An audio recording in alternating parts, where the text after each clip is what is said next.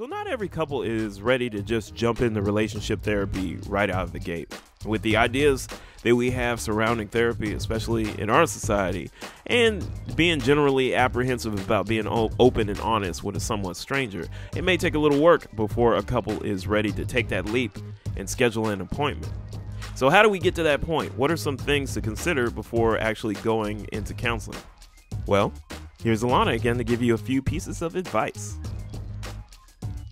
Good for couples to do beforehand before they get into therapy to kind of prepare? I don't know if you need to prepare, but I would be happy to give you an idea of what I typically do. I'm not sure how many other couples therapists do it the way that I do, but okay. Yeah, I guess like what to expect. When they come in. Yeah, totally. So what I like to do, I usually meet, and I try to meet with every couple in person, and I do like a 30-minute consultation. One, because I want to be sure that people feel comfortable with me. They feel like they can open up and, be themselves with me, because otherwise we're not going to get very much done, right? In addition, I want to be, I'll be like, okay, we're not doing anything. I don't know why you're paying me money to be here. So I want to make sure that they feel comfortable with me. And then the second piece of that is I also want to be sure that I feel confident and that I have the specialty and the training that they're looking for.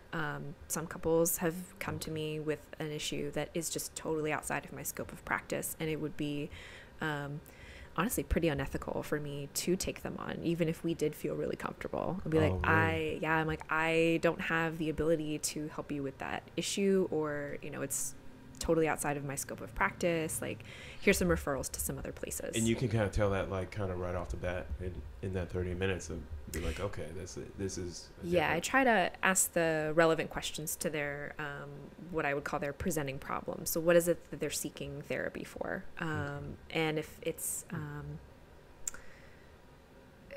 if it's an adult man who's coming to me because he has issues with ADHD and he's looking for medication, I'm like, well, I'm not a doctor. Oh, yeah. I definitely can't provide that to you. I can certainly talk to you about how your ADHD is affecting, you and your sense of self and your relationships. But it sounds like you're looking for something that I can't provide to you ethically. They just come straight out. Okay, I fill out prescriptions at Costco. Wait, what? I don't even know your name. Yeah, I'm sorry, what? Yes, so my hope, and sure, I'll expand myself a little bit every once in a while. Like, if something is still within my purview but isn't my specialty, I'll absolutely take it on, and we'll talk about how, maybe I am the best fit for them, or maybe they can find somebody else. And I always want people to know that they don't have to stick with me. My feelings won't be hurt. I'm not the right therapist for everybody. I get that. You show up at another therapist. I thought we had something. Exactly. That would not be great. My professional name would totally be ruined. So let's not do that. However, that's one of the reasons I do the consultation in the first place, is because I want people to feel comfortable, and I want them to make sure that that I'm the right person for them. And if we decide that we're not over time, I am not at all offended.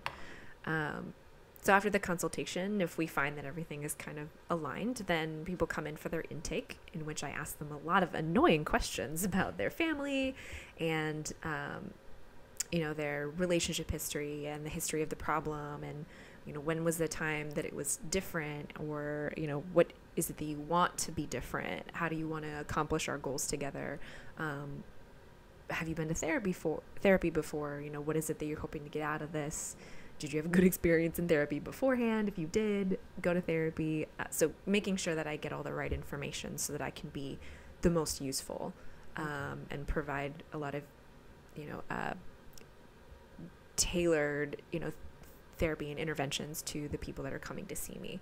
So you have a, so most couples end up with a goal in mind by the end. So a tangible kind of, we got it. Or I guess, it's different times for everyone. But yeah. And I personally work from the perspective of I want people to, and it's not that I don't like them, but I want people to come in and then leave and like not have to come back, because I think it's really important for people to feel like when they've come to therapy that they've acquired the tools that they need, and you know I've led them through this process and they feel like they are much more emotionally prepared to do this on their own. You know, having people continue to rely on me forever is not useful. In fact, I wouldn't be doing my job very well if people are coming to see me year after year, day after day, if they're a couple and all they were looking for was communication issue, like help, right? Yeah.